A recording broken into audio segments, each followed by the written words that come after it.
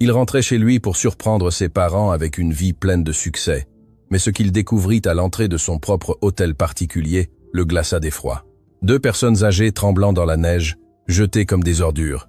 Il n'imaginait pas que cette image le plongerait dans un abîme de culpabilité qu'il ne pourrait jamais oublier. La voiture noire s'arrêta devant la demeure juste au moment où le soleil d'hiver commençait à se coucher. Sébastien Montaigne en descendit avec un sourire triomphant, rajustant son manteau de cachemire tout en admirant l'imposante construction de 3 étages qui lui appartenait désormais.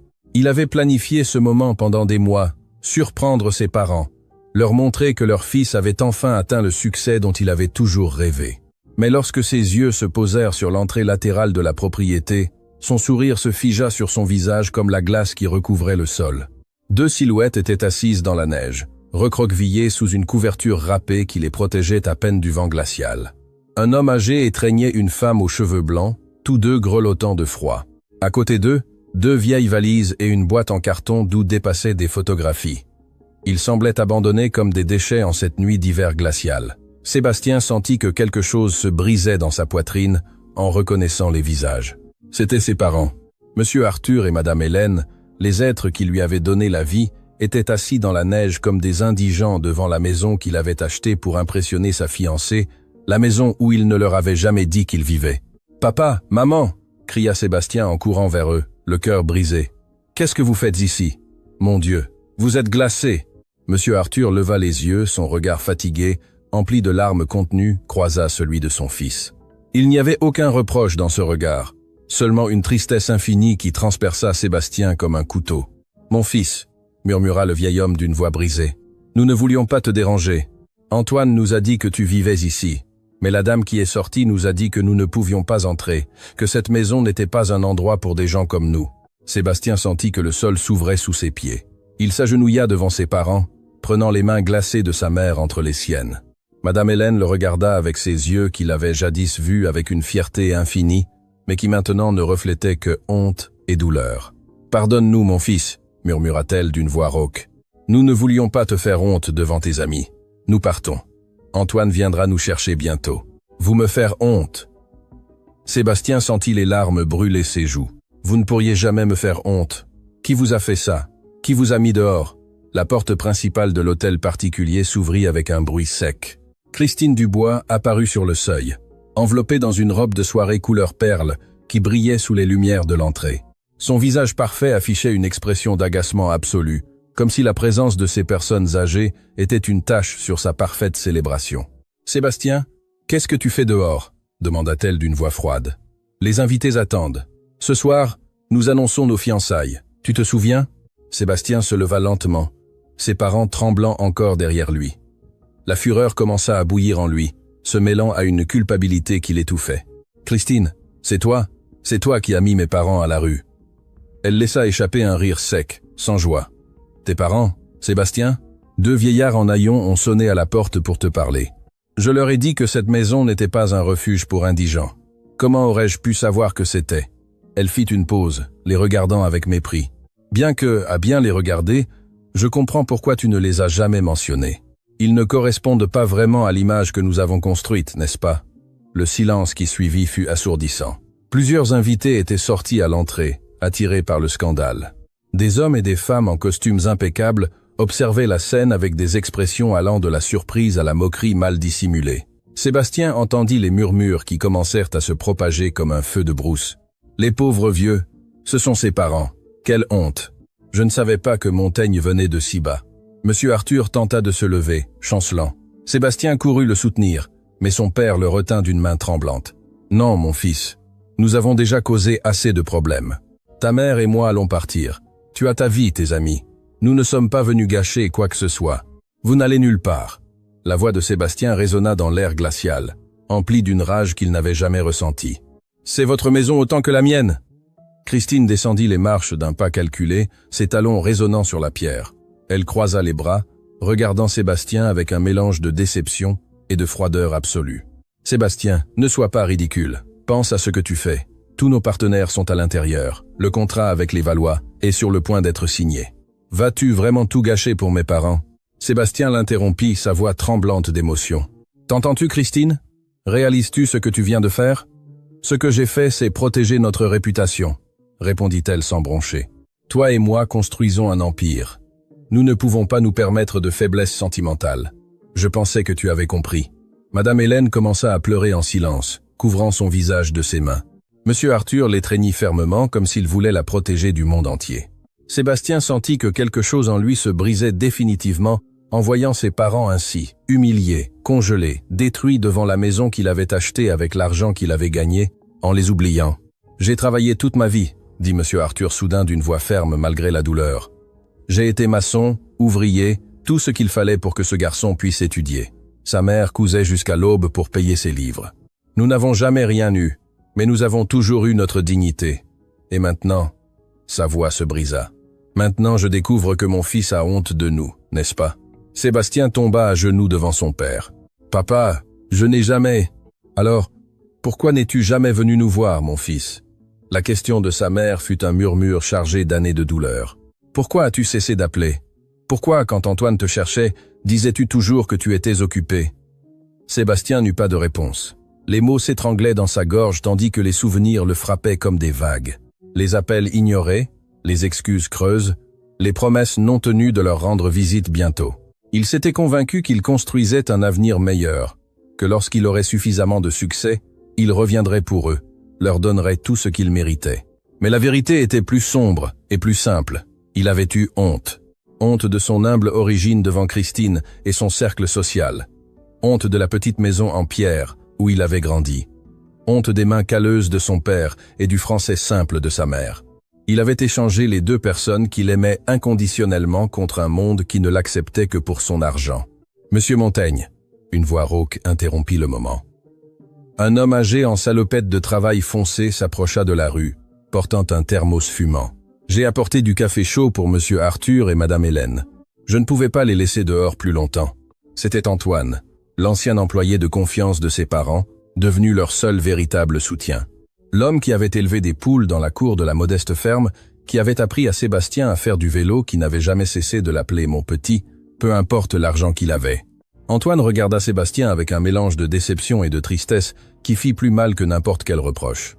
« Monsieur Arthur m'a parlé de vous il y a des semaines, jeune Sébastien.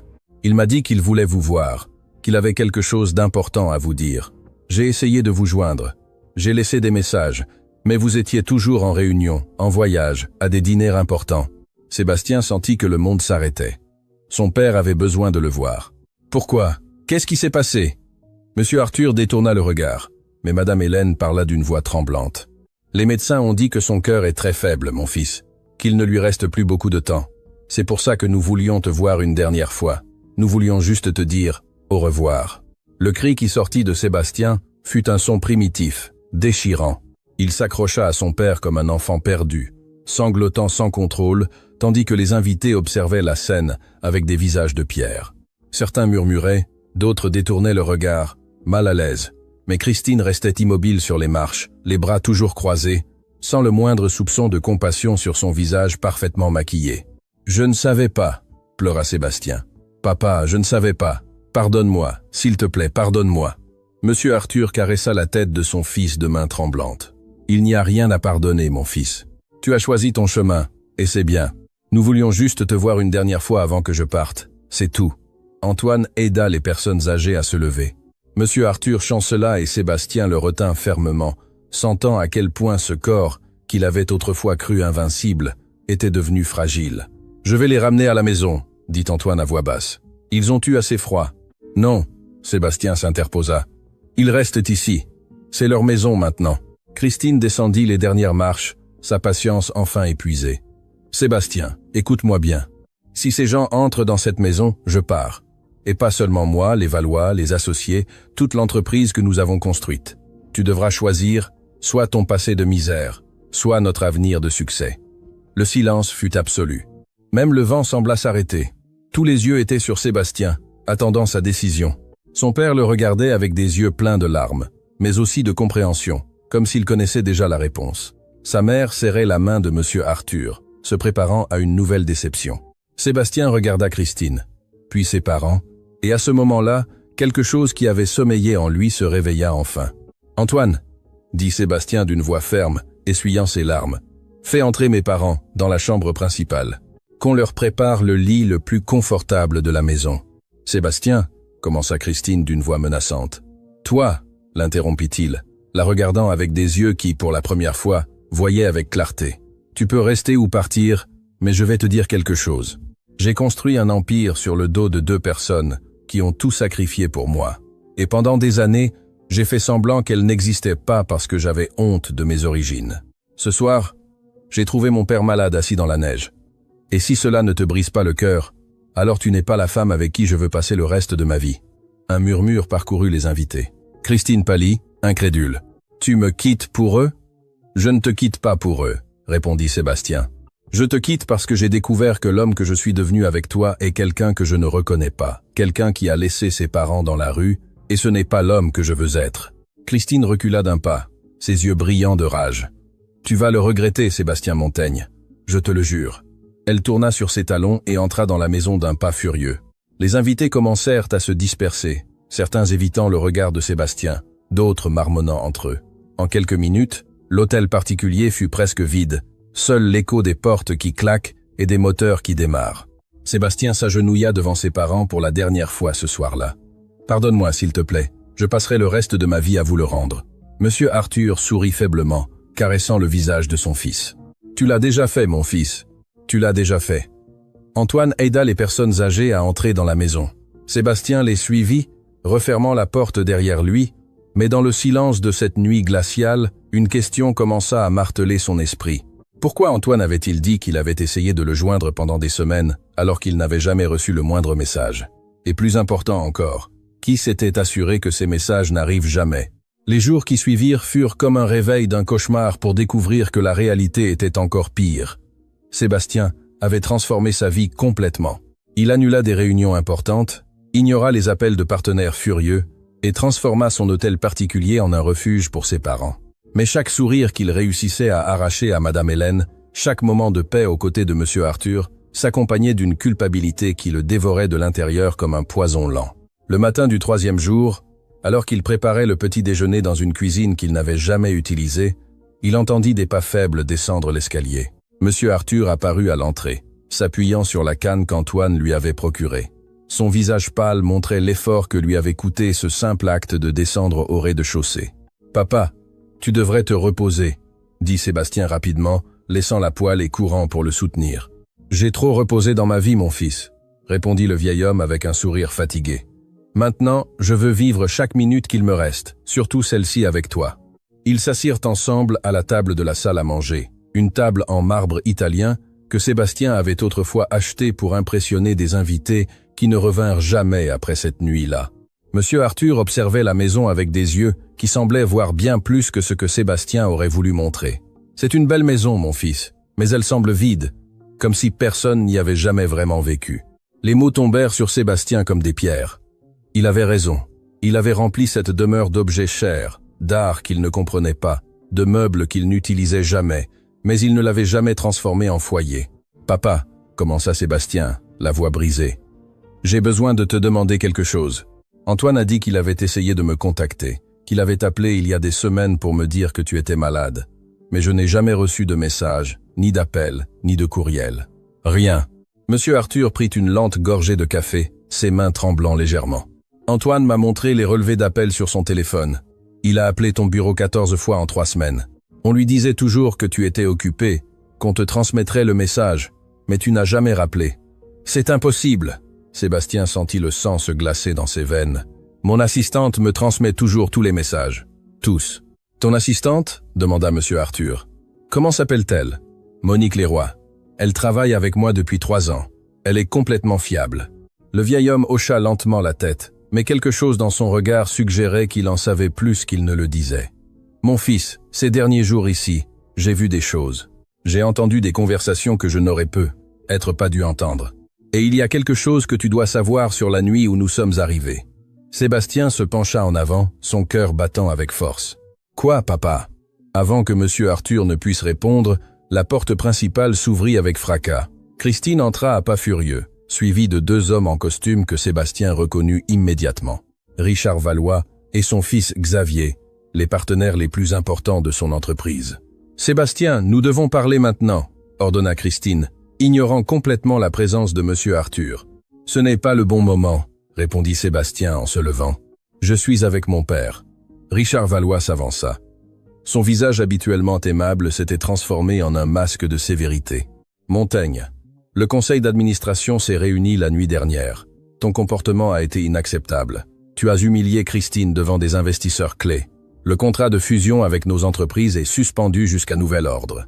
Et pas seulement ça, ajouta Xavier en croisant les bras. Plusieurs clients retirent leur compte.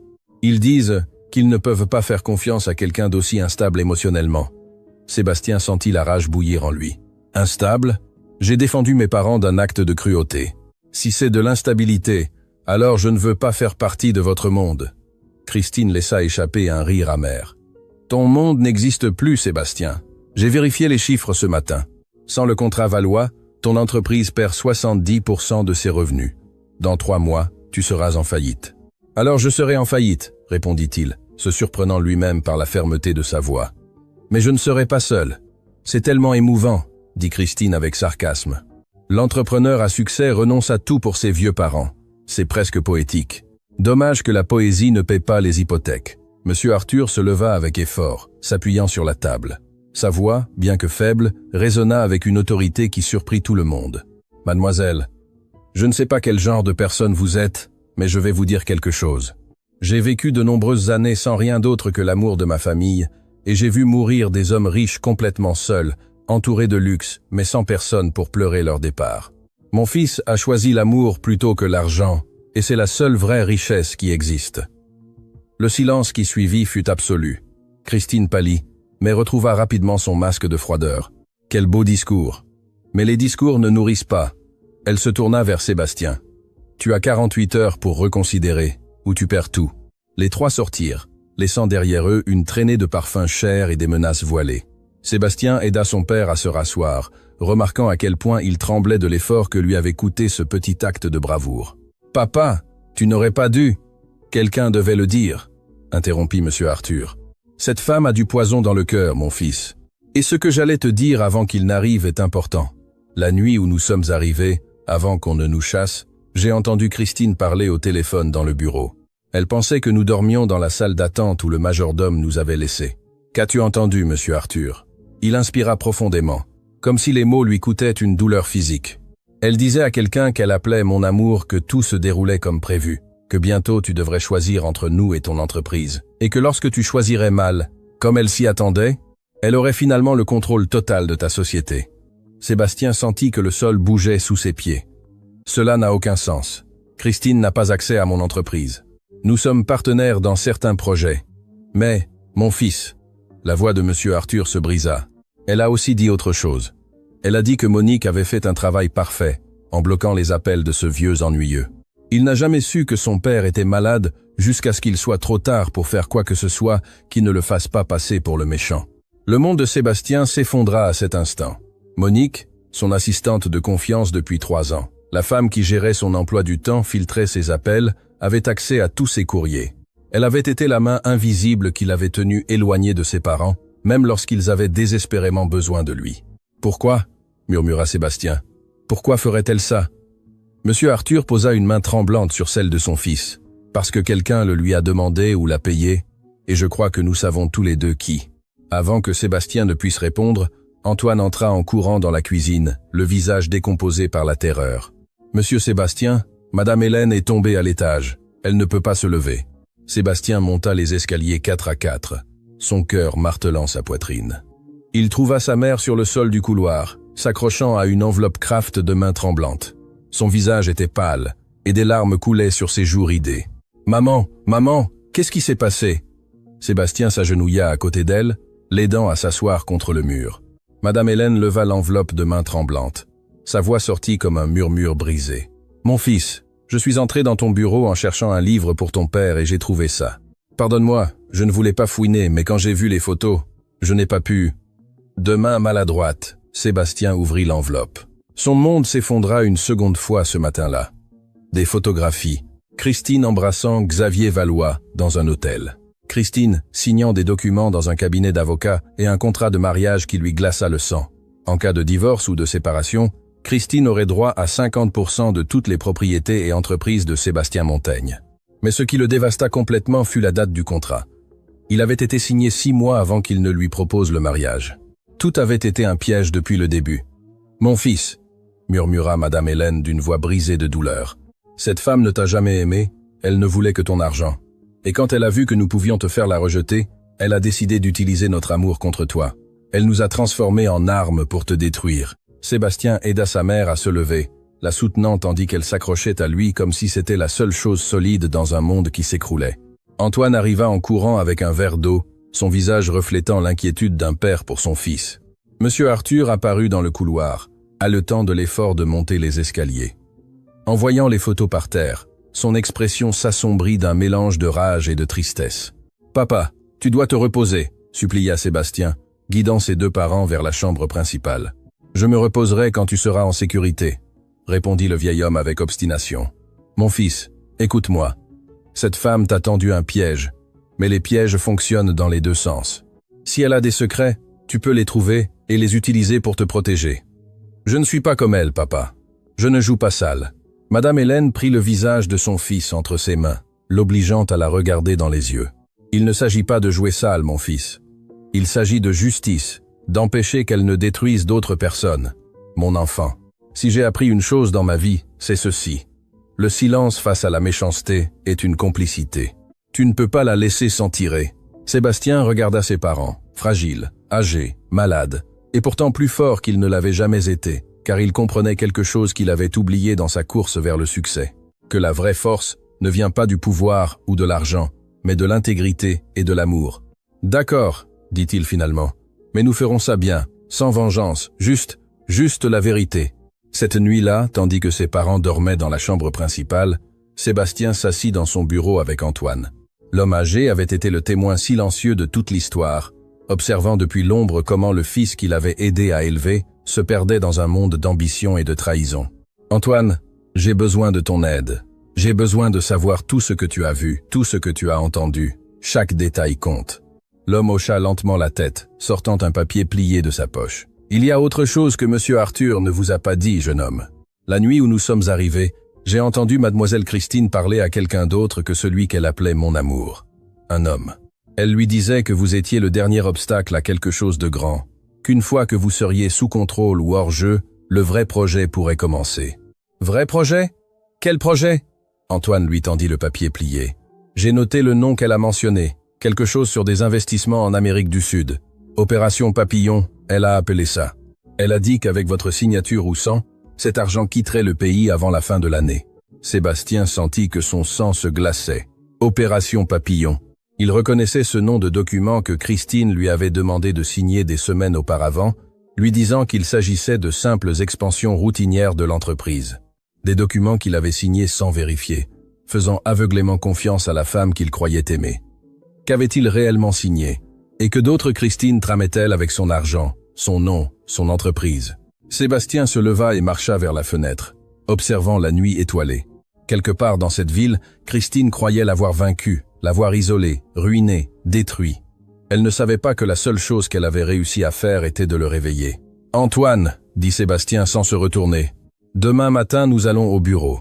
Toi, moi et un avocat plus malin qu'eux tous réunis. Il est temps de découvrir ce qu'est vraiment l'opération Papillon et qui d'autre est impliqué. Oui, jeune homme. Et Antoine, merci de n'avoir jamais abandonné mes parents, d'avoir continué à essayer de me contacter même quand il semblait que je vous avais complètement oublié. » Le vieil homme sourit avec tristesse. « Un père n'abandonne jamais ses enfants, monsieur Sébastien. Et même si je ne suis pas votre père de sang, je vous ai vu grandir. Pour moi, vous serez toujours ce petit garçon qui courait pieds nus dans la cour en poursuivant les poules. Les enfants, même s'ils se perdent, peuvent toujours retrouver le chemin de la maison. » Sébastien sentit les larmes brûler ses yeux de nouveau. Il avait passé des années à construire des murs autour de son cœur, croyant que la dureté était une force, que la froideur était un pouvoir. Mais en 3 jours, ses parents et Antoine lui avaient enseigné plus sur la vraie force que toutes ces années de succès entrepreneurial. Maintenant, il ne restait qu'une question. Arriverait-il à temps pour sauver ce que Christine était en train de détruire? Et plus important, découvrirait-il la vérité avant qu'il ne soit trop tard pour son père? Car pendant que Sébastien planifiait son prochain mouvement, à l'étage, Monsieur Arthur s'étouffait en respirant, pressant un mouchoir contre sa bouche tandis que son épouse dormait à ses côtés, sans savoir que le temps de son époux s'épuisait bien plus vite que son fils ne l'imaginait. La vie a des manières mystérieuses de pousser les gens vers la vérité. Et parfois cette vérité arrive juste quand le temps est compté. Le lendemain matin se leva sur un silence étrange dans la demeure. Sébastien se réveilla sur le canapé de son bureau, entouré de documents qu'il avait examinés jusqu'à l'aube. Chaque papier qu'il trouvait sur l'opération Papillon était comme découvrir un autre coup de poignard dans le dos. Virement autorisé avec sa signature, compte dans des paradis fiscaux, investissements fantômes dans des entreprises qui n'existèrent même pas. Christine n'avait pas seulement prévu de le voler, elle avait prévu de le détruire complètement. L'arôme du café fraîchement moulu le tira de ses pensées. Il suivit l'odeur jusqu'à la cuisine, et ce qu'il vit le laissa paralysé sur le pas de la porte. Madame Hélène était devant la cuisinière, préparant des crêpes à la main, comme elle le faisait dans la modeste ferme où Sébastien avait grandi. Ses mains ridées travaillaient la pâte avec des mouvements qui parlaient de décennies de pratique. Des aurores, se levant avant le soleil pour préparer le petit déjeuner de sa famille. Antoine était assis à table, épluchant des oranges pour faire du jus frais, et Monsieur Arthur observait son épouse avec un sourire mêlant amour et nostalgie. « Maman !» murmura Sébastien depuis la porte. « Tu n'aurais pas dû faire ça. » Madame Hélène se retourna, s'essuyant les mains sur le tablier qu'elle avait trouvé dans un tiroir oublié. « Ah, mon fils ! Une mère prend toujours soin de ses enfants. Peu importe s'ils sont dans une maison en pierre ou dans un palais. L'amour se sert dans l'assiette, il se cuisine avec le cœur. » Sébastien sentit les larmes menacées de couler à nouveau. Il s'approcha et serra sa mère par derrière, posant sa tête sur son épaule comme lorsqu'il était enfant et que le monde lui semblait trop grand. « Pardonne-moi, maman, pour tous les petits déjeuners où je n'étais pas là, pour toutes les matinées que tu as passées seule à attendre mon appel. » Madame Hélène se retourna et prit le visage de son fils entre ses mains pleines de farine. « Mon enfant, le passé est passé. Ce qui compte, c'est maintenant. Et maintenant, tu es ici avec moi, avec ton père. C'est la seule chose dont j'ai besoin avant que... » « Ne dis pas ça, » interrompit Sébastien, sa voix se brisant. « Papa va s'en sortir. Nous allons trouver les meilleurs médecins, les meilleurs traitements. » Monsieur Arthur toussa doucement de la table, et, un instant, Sébastien remarqua que son père portait discrètement un mouchoir à sa bouche. Il y avait quelque chose dans ce geste qui lui glaça le sang, mais avant qu'il ne puisse poser de questions, Antoine parla. « Monsieur Sébastien, il y a quelque chose que vous devez savoir. Hier soir, après que vous vous soyez endormi dans le bureau, j'ai reçu un appel. C'était Monique, votre assistante. » Sébastien sentit tous ses muscles se tendre. « Monique t'a appelé? Pourquoi ?» Antoine échangea un regard avec Monsieur Arthur avant de répondre. « Elle a dit qu'elle avait besoin de vous parler d'urgence, qu'elle avait des informations sur Mademoiselle Christine qui pourraient vous aider, mais qu'elle ne pouvait pas le faire par téléphone, qu'elle avait peur d'être surveillée. C'est un piège, » dit Sébastien immédiatement. « Monique a travaillé avec Christine pour me tenir éloigné de vous. Je ne peux pas lui faire confiance. Megan Shadow, 5 orders Nobi, could do with mist. Peut être, dit Monsieur Arthur d'une voix faible mais ferme, ou peut être qu'elle s'est rendue compte qu'elle était du mauvais côté. Mon fils, les gens peuvent changer. Parfois, quand ils voient les conséquences de leurs actions, ils se réveillent. » Madame Hélène posa un plat de crêpes chaudes devant Sébastien, accompagné de confitures qui sentaient exactement comme celles de son enfance. Elle s'assit à côté de lui, prenant sa main. « Quand tu étais petit, mon fils, il y avait une voisine qui nous rendait la vie impossible. Madame Duval, elle s'appelait. Elle nous critiquait parce que nous étions pauvres, parce que ton père travaillait de ses mains. Elle disait que tu n'arriverais jamais à rien parce que tu venais de rien. » Sébastien écoutait en mordant la crêpe qui avait le goût de tous les souvenirs qu'il avait essayé d'enterrer. « Un jour, continua sa mère, le fils de Madame Duval a eu un terrible accident. Ils avaient besoin d'argent pour l'hôpital, mais elle s'était fâchée avec tout le monde dans le quartier. Personne ne voulait l'aider. Et tu sais qui est allé chez elle avec tout l'argent que nous avions économisé? Papa, murmura Sébastien en regardant son père. Monsieur Arthur hocha la tête. Je lui ai donné tout ce que nous avions. Parce que la douleur d'un père est la douleur de tous les pères. Et parce que garder rancune, c'est comme prendre du poison en espérant que l'autre meure. Madame Duval pleura dans mes bras ce jour-là. Et depuis, elle a été la première à défendre notre famille quand d'autres disaient du mal. Les gens peuvent changer, mon enfant, répéta Madame Hélène. Si Monique veut parler, peut-être devrais-tu l'écouter, mais avec prudence, avec beaucoup de prudence. Sébastien termina son petit déjeuner en silence, ressentant le poids de la décision. Finalement, il sortit son téléphone et composa le numéro de Monique. Elle répondit à la première sonnerie.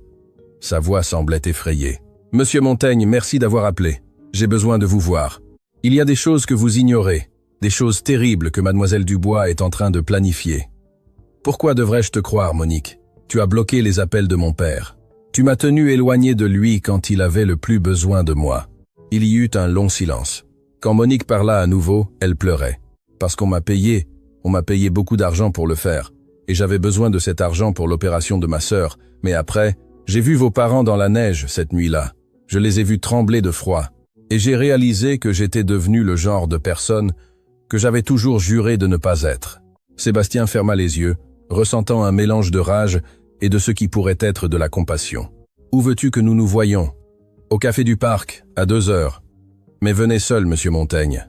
Si Christine sait que je vous parle. » Sa voix se brisa. « Je ne sais pas de quoi elle est capable. » L'appel se termina. Sébastien regarda ses parents et Antoine, cherchant sur leur visage un signe de ce qu'il devait faire. « Vas-y, mon fils, dit monsieur Arthur, mais emmène Antoine avec toi, qu'il reste à proximité pour surveiller, et si quelque chose ne va pas, tu t'en vas immédiatement. » Les heures jusqu'à 14 heures passèrent comme des siècles. Sébastien tenta de se distraire en révisant plus de documents, mais son esprit ne cessait de tourner. Et si c'était un piège? Et si Christine utilisait Monique pour lui tendre une autre embuscade? Mais il y avait aussi la possibilité que Monique ait réellement des informations qui pourraient l'aider, des informations qui pourraient protéger ses parents et sauver ce qu'il restait de son entreprise. À 14 heures précises, Sébastien entra dans le café du parc. C'était un petit endroit, éloigné du centre-ville. Le genre d'endroit où les gens de son ancien cercle social ne mettraient jamais les pieds. Monique était assise à une table au fond, portant des lunettes de soleil malgré être à l'intérieur. Elle semblait avoir vieilli de 10 ans en une semaine. « Monsieur Montaigne, » dit-elle quand il s'assit, « merci d'être venu. »« Tu as 5 minutes, » répondit Sébastien froidement. « Et il vaut mieux que ce que tu aies à dire soit la vérité. » Monique retira ses lunettes. Ses yeux étaient rouges et gonflés d'avoir tant pleuré. « L'opération Papillon n'est pas seulement une fraude financière, monsieur, c'est bien pire. Christine utilise votre entreprise comme façade pour blanchir de l'argent d'organisations criminelles d'Amérique du Sud. Les signatures que vous avez apposées sur ces documents font de vous un complice légal de tout. » Sébastien sentit que le monde s'arrêtait. « C'est impossible. J'ai vérifié. » Il s'arrêta, réalisant la vérité. « Non, je n'ai rien vérifié. Je lui ai fait aveuglément confiance. Il y a plus. » Monique sortit une clé USB de son sac. « Ici se trouvent toutes les preuves. Courrier, virement, conversation enregistrée. Tout ce dont vous avez besoin pour prouver que vous avez été trompé. Mais il y a aussi autre chose, quelque chose concernant votre père. » Le cœur de Sébastien s'arrêta. « Quoi, concernant mon père ?» Monique déglutit, ses mains tremblantes. Christine a enquêté sur son dossier médical il y a des mois. Elle savait depuis le début que monsieur Arthur était malade et elle l'a utilisé. Elle a tout planifié pour que vous découvriez la vérité au pire moment possible, quand votre père serait si faible. Sa voix se brisa. Quand il serait déjà trop tard pour faire autre chose que de se sentir coupable. Sébastien se leva d'un bond, renversant sa chaise. La rage qu'il ressentait était comme un feu liquide dans ses veines. « Seth, il y a plus, » interrompit Monique. « Votre père a besoin d'un traitement expérimental coûteux, très coûteux. Et Christine s'est assurée de geler tous vos comptes principaux. Sans le contrat Valois, vous n'avez pas les liquidités pour le payer. Comment sais-tu tout ça? Parce que j'étais celle qui gérait votre agenda financier, monsieur Montaigne. J'ai tout vu, tout entendu, et je suis restée silencieuse parce qu'on me payait pour le faire. » Les larmes coulaient librement sur son visage. « Mais je ne peux plus vivre avec ça. Ma sœur a été sauvée grâce à l'argent qu'ils m'ont donné. Comment puis-je profiter de ma vie en sachant que j'ai aidé à détruire la vôtre ?» Sébastien prit la clé USB de main tremblante. Dans ce petit appareil se trouvait toute la vérité, toute la trahison documentée, tout ce dont il avait besoin pour arrêter Christine, mais aussi la vérité la plus douloureuse, qu'il avait perdu de précieuses années avec son père, poursuivant un succès bâti sur des mensonges. Et maintenant, quand il avait enfin ouvert les yeux, le temps était compté. « Il y a autre chose que vous devez savoir, » dit Monique à voix basse. « Xavier Valois n'est pas l'amant de Christine, c'est son associé. Le véritable amant est quelqu'un de beaucoup plus proche de vous, quelqu'un en qui vous aviez une confiance totale. »« Qui ?» Avant que Monique ne puisse répondre, la porte du café s'ouvrit avec fracas. 3 hommes entrèrent, leurs visages partiellement cachés par des casquettes. Monique pâlit. « Courez !» cria-t-elle. « C'est un piège. Ils m'ont suivi. » Sébastien réagit par instinct. attrapa Monique par le bras et courut vers la sortie arrière. Antoine apparut de nulle part, bloquant l'un des hommes avec son corps. Les trois sortirent dans une ruelle en courant, entendant des cris derrière eux. Ils ne s'arrêtèrent pas avant d'atteindre la voiture d'Antoine, démarrant en faisant crisser les pneus. Sébastien regarda en arrière, son cœur battant comme un tambour de guerre. Les hommes ne les avaient pas suivis, mais le message était clair. Christine savait que Monique avait parlé, et n'allait pas laisser cette information arriver là où elle pourrait lui faire du mal. Quand ils arrivèrent à la demeure, Monsieur Arthur et Madame Hélène les attendaient à la porte, leur visage pâle d'inquiétude. Sébastien serra ses parents dans ses bras, sentant comment ils tremblaient entre ses bras. « Je vais bien, papa. Nous allons bien. » Mais ce n'était pas vrai. Rien n'allait bien. Il avait les preuves pour détruire Christine, mais il savait aussi qu'elle ne s'arrêterait pas. Et le plus terrifiant, c'est qu'il ne savait toujours pas qui était le vrai traître, qui avait été près de lui tout ce temps, souriant à son visage tout en le poignardant dans le dos. Cette nuit-là, tandis que tout le monde dormait, Sébastien s'assit près du lit de son père. Monsieur Arthur respirait difficilement. Chaque inspiration était un effort visible. Sébastien lui prit la main, la sentant froide et fragile. « Papa, je vais arranger ça, je te le promets. Je vais trouver ce traitement, je vais te sauver. » Monsieur Arthur ouvrit lentement les yeux. Il sourit avec ce sourire fatigué, mais plein d'amour que seul un père peut donner. « Tu m'as déjà sauvé, mon fils. Quand tu m'as laissé entrer dans ta maison, quand tu as choisi l'amour plutôt que l'argent, tu m'as déjà donné tout ce dont j'avais besoin. » « Ne dis pas ça, » pleura Sébastien. Il y a encore du temps, il y a toujours du temps. Mais au fond de son cœur, Sébastien connaissait la vérité. Le temps était le seul ennemi qu'il ne pouvait pas vaincre, et cet ennemi était en train de gagner. Les jours suivants furent une course contre la montre. Sébastien engagea le meilleur avocat pénaliste de la ville, un homme nommé Gustave Lambert, réputé pour être implacable avec les corrompus. Ensemble, ils commencèrent à examiner chaque document de la clé USB que Monique avait remise, construisant un dossier qui non seulement prouverait l'innocence de Sébastien, mais exposerait tout le réseau de crimes que Christine avait tissé en utilisant son nom. Mais pendant qu'il travaillait jour et nuit pour sauver son entreprise et sa liberté, Sébastien voyait son père s'éteindre un peu plus chaque jour. Monsieur Arthur ne descendait plus les escaliers. Il restait au lit la majeure partie du temps, Madame Hélène à ses côtés, lui tenant la main, lui chantant des berceuses comme s'il était un enfant. Un après-midi, tandis que Sébastien révisait des contrats dans le bureau, Antoine entra, le visage empreint d'urgence. « Monsieur Sébastien, votre père demande à vous voir. Il dit que c'est urgent. » Sébastien monta en courant. Il trouva son père assis dans le lit, appuyé sur des oreillers. Il semblait minuscule sous les draps, comme si la vie elle-même l'abandonnait lentement. Mais ses yeux brillaient d'une détermination que Sébastien n'avait pas vue depuis des jours. « Mon fils, assieds-toi. Il y a quelque chose que je dois te dire avant qu'il ne soit trop tard. Papa, ne parle pas comme ça. Le docteur a dit que... » « Le docteur m'a dit la vérité que tu ne veux pas entendre, » interrompit Monsieur Arthur doucement. « Il me reste des semaines, peut être des jours. Mais avant de partir, tu dois savoir qui est le vrai traître. » Sébastien sentit l'air quitter ses poumons. « Tu sais qui c'est? Comment ?» Monsieur Arthur désigna la fenêtre de la chambre qui donnait sur le jardin arrière. « Hier après-midi, quand tout le monde pensait que je dormais, j'ai entendu des voix dans le jardin. Je me suis penché et j'ai vu Christine parler à quelqu'un. Ils se sont embrassés, mon fils. Et quand cet homme s'est retourné, je l'ai reconnu sur les photos que tu as dans ton bureau. » Le cœur de Sébastien battait si fort qu'il sentait qu'il allait exploser. « Qui c'était, papa ?»« Ton associé, Romain Fontaine. L'homme qui t'a aidé à construire ton entreprise à partir de zéro, ton meilleur ami. » Sébastien sentit comme si on lui avait arraché le cœur de la poitrine. Romain, son ami d'université. L'homme qui avait été à ses côtés à chaque moment crucial de sa carrière.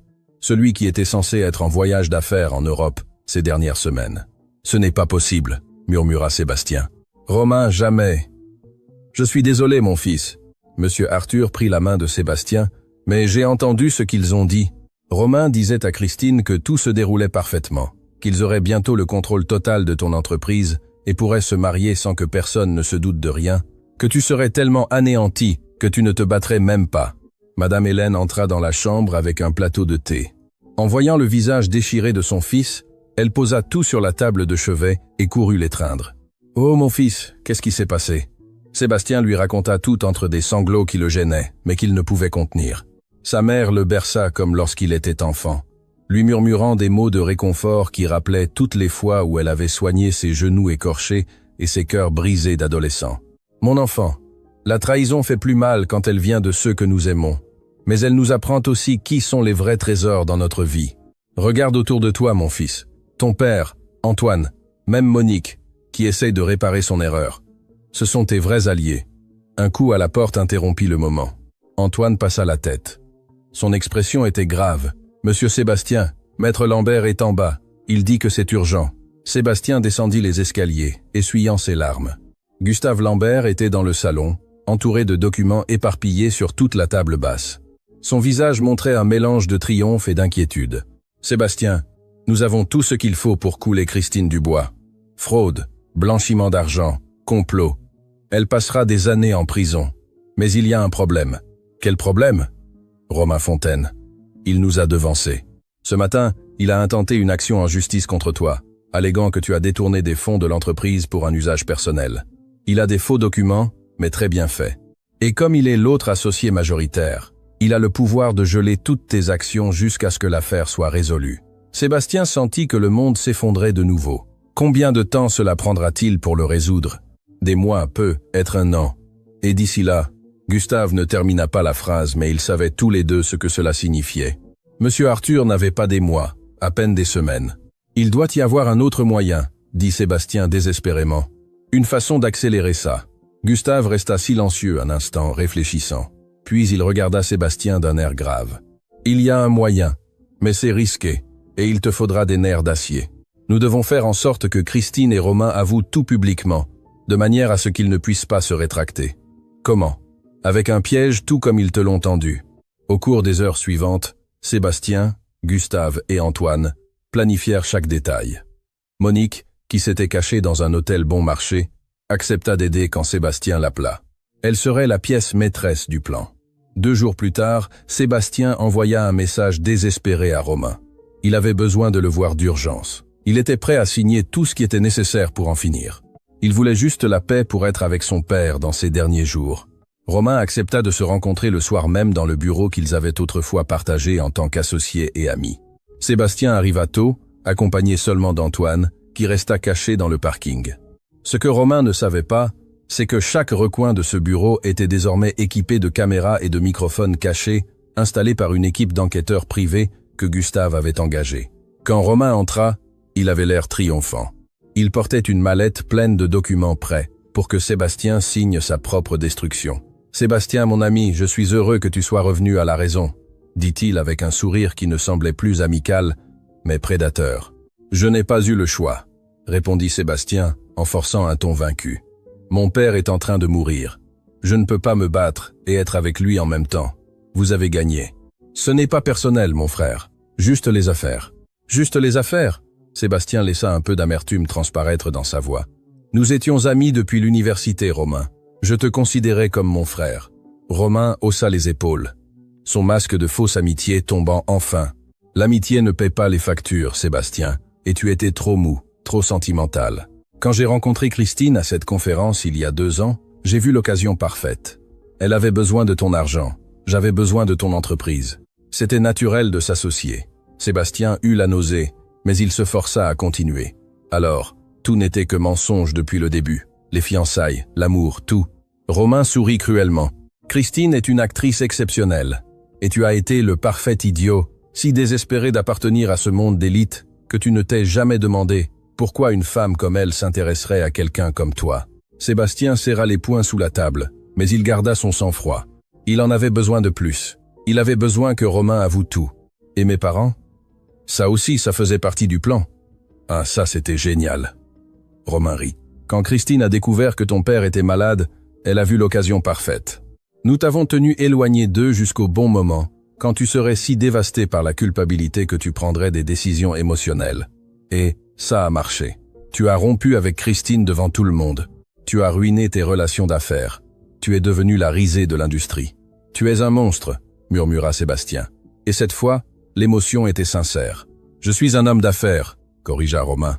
Et maintenant, si tu signes ces papiers, nous te laisserons vivre en paix tes dernières semaines avec ton petit papa.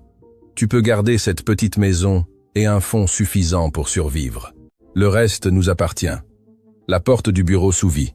Christine entra avec un sourire victorieux, suivie de Xavier Valois, et de 2 autres hommes que Sébastien reconnut comme des avocats de la concurrence. « Je vois que mon cher ex-fiancé est enfin revenu à la raison », dit Christine en s'asseyant à côté de Romain et en l'embrassant sur les lèvres. « Comme c'est intelligent, Sébastien. Tu as enfin fait quelque chose d'intelligent. Je veux juste que ça finisse, » dit Sébastien, en tendant la main vers les documents. « Attends. » Christine l'arrêta. « D'abord, je veux que tu admettes quelque chose devant nous tous, que tu as été un idiot de me rejeter pour 2 vieux qui ne t'ont même pas valorisé quand tu grandissais. Dis-le et nous signerons. » Sébastien la regarda dans les yeux et, pour la première fois depuis des semaines, il sourit. C'était un sourire calme, presque paisible. « Non ? Quoi ?» Christine fronça les sourcils. « J'ai dit non. » Sébastien se leva. « Je ne signerai rien et je n'admettrai rien qui ne soit pas vrai. Mes parents m'ont valorisé plus que quiconque au monde. Ils m'ont aimé quand je n'avais rien et ils m'aiment maintenant que j'ai tout perdu. C'est quelque chose que vous ne comprendrez jamais. » Romain se leva furieux. « Tu es devenu fou. Tu signeras ces papiers ou nous te détruirons complètement. »« Vous l'avez fait, » dit Sébastien tranquillement. « Ou c'est ce que vous pensiez. Mais ce que vous ne savez pas, c'est que cette conversation a été enregistrée. Chaque mot, chaque aveu. Et en ce moment, des copies de cet enregistrement sont envoyées au procureur, à la presse et à tous vos partenaires commerciaux. » La couleur quitta le visage de Christine. « Tu mens. » Gustave Lambert entra par une autre porte, accompagné de 2 agents du parquet. « Il ne ment pas. Christine Dubois, Romain Fontaine, vous êtes arrêtés pour fraude, blanchiment d'argent et complot criminel. Et cette fois, aucun avocat ne pourra vous en sortir. » Le chaos qui suivit fut comme une symphonie de justice. Christine hurlait des menaces, tandis qu'on lui passait les menottes. Romain tenta de s'enfuir, mais fut plaqué au sol par l'un des agents. Xavier Valois et les autres avocats s'enfuirent, essayant de se désolidariser du désastre. Sébastien observait le tout avec un calme étrange. Il ne ressentait ni triomphe, ni vindication, seulement de la lassitude et un besoin désespéré de rentrer chez lui auprès de son père. Antoine l'attendait sur le parking. Le vieil homme sourit avec fierté. « Vous avez bien fait, monsieur Sébastien. Monsieur Arthur serait fier. Il l'est, Antoine, il est toujours là.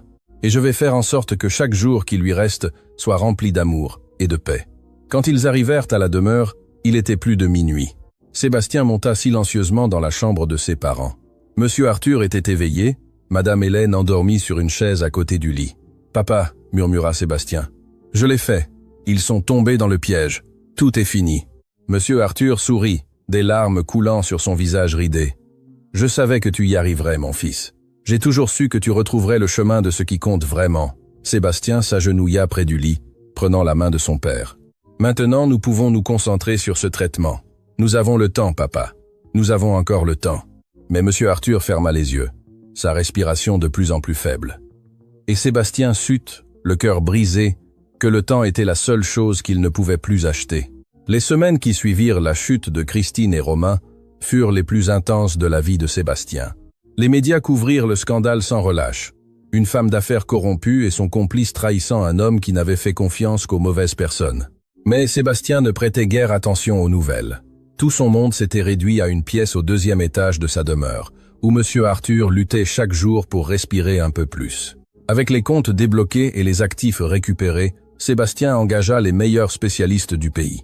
Le docteur Moreau, un cardiologue de renommée internationale, évalua monsieur Arthur et confirma ce que tous craignaient. Le traitement expérimental pourrait lui donner quelques mois de plus, peut être un an, s'ils avaient de la chance. Mais ce n'était pas une guérison, juste du temps emprunté. « Combien cela coûte-t-il » demanda Sébastien sans hésiter. « Monsieur Montaigne, nous parlons d'un demi-million d'euros, et sans garantie.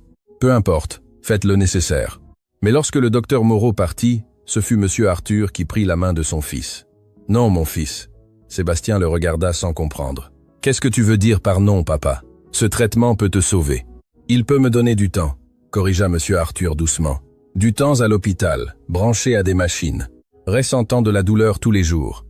Ce n'est pas le temps que je veux, mon fils. Alors, qu'est-ce que tu veux ?» Sébastien sentit les larmes brûler ses yeux. « Tu veux que je reste ici à te regarder mourir sans rien faire ?» Monsieur Arthur sourit avec ce sourire que Sébastien avait aimé toute sa vie. « Je veux que tu utilises cet argent pour quelque chose de mieux. Je veux passer mes derniers jours ici, dans cette maison, avec ma femme et mon fils, sans douleur, sans machine. Seulement de l'amour. Et je veux que, lorsque je partirai, tu saches que j'ai été l'homme le plus riche du monde, parce que j'ai eu tout ce qui compte vraiment.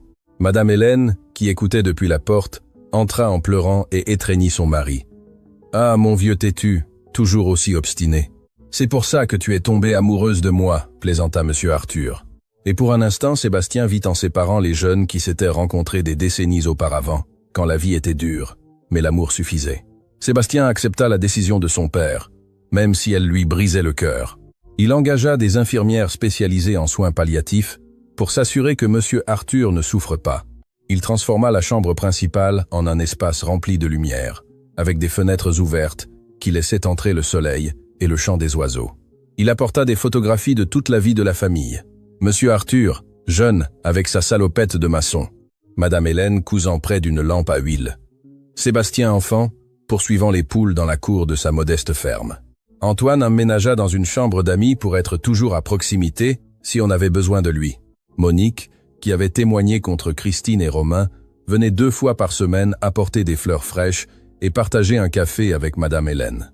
Elle avait perdu son emploi, mais avait trouvé quelque chose de plus précieux, la rédemption et une famille improvisée qui l'avait pardonnée alors qu'elle ne pouvait pas se pardonner elle-même.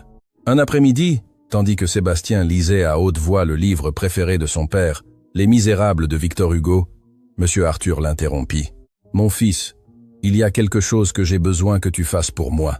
Ce que tu veux, papa. Cherche dans ma vieille valise, celle que j'ai apportée cette nuit-là. Il y a une enveloppe jaune au fond. » Sébastien trouva l'enveloppe. À l'intérieur se trouvait une lettre manuscrite à la main tremblante de son père et une vieille coupure de journal. La coupure datait de plus de 30 ans. Elle montrait un jeune maçon recevant une reconnaissance pour avoir sauvé un enfant d'un effondrement sur un chantier. « C'est toi, papa », murmura Sébastien, reconnaissant le jeune visage de monsieur Arthur sur la photographie floue. « Ce jour-là, j'ai failli mourir, » dit monsieur Arthur. « Un mur est tombé et un enfant a été piégé. Tout le monde a couru pour se sauver. Mais j'ai entendu ses pleurs.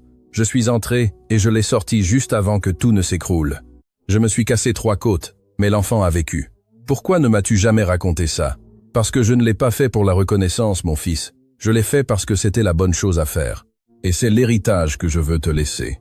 Peu importe combien d'argent tu as ou combien de pouvoir tu atteins, la seule chose qui compte, c'est ce que tu fais quand personne ne te regarde. Comment traites-tu ceux qui ne peuvent rien te donner en retour? Sébastien serra son père dans ses bras, sentant à quel point son corps était devenu fragile, mais aussi à quel point son âme était immense. « Maintenant, lis la lettre », dit monsieur Arthur. Sébastien déplia le papier de main tremblante. « Mon fils, si tu lis ceci, cela signifie que mon temps est compté, et c'est bien ainsi. J'ai vécu une vie pleine, remplie d'amour et de but. J'ai travaillé de mes mains jusqu'à ce qu'elles saignent, mais je ne me suis jamais senti pauvre parce que j'avais ta mère et je t'avais toi. Je ne t'écris pas pour que tu te sentes coupable. Les parents pardonnent avant même qu'il n'y ait quelque chose à pardonner. Je t'écris pour te rappeler qui tu es vraiment. Tu es l'enfant qui partageait son pain avec d'autres enfants qui avaient moins. Le jeune homme qui étudiait sous la lumière de la rue, parce que nous n'avions pas l'électricité, mais qui ne s'est jamais plaint. L'homme qui a construit un empire, mais qui, quand il a dû choisir, a choisi l'amour. C'est mon fils.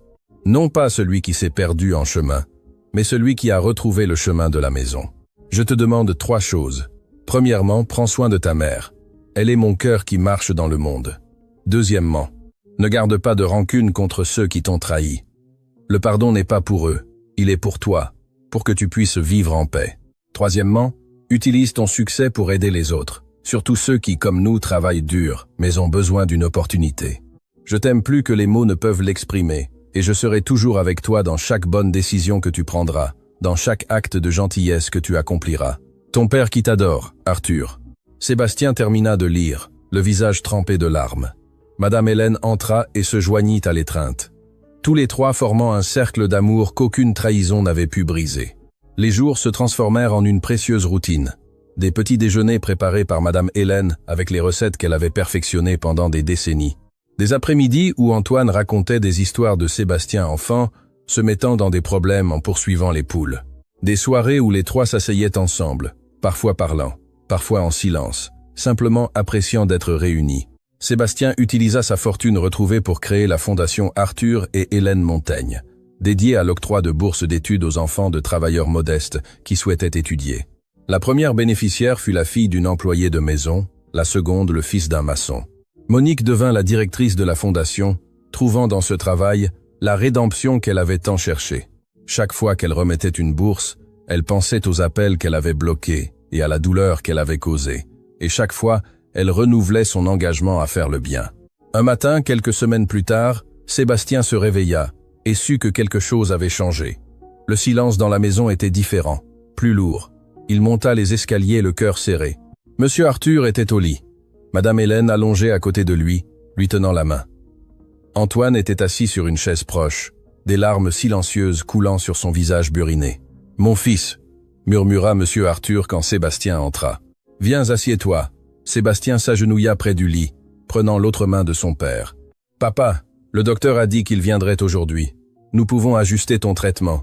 Je n'ai plus besoin de traitement, mon fils. » Monsieur Arthur sourit avec paix. « C'est l'heure et je suis prêt. »« Non, » pleura Sébastien. « Tu ne peux pas partir.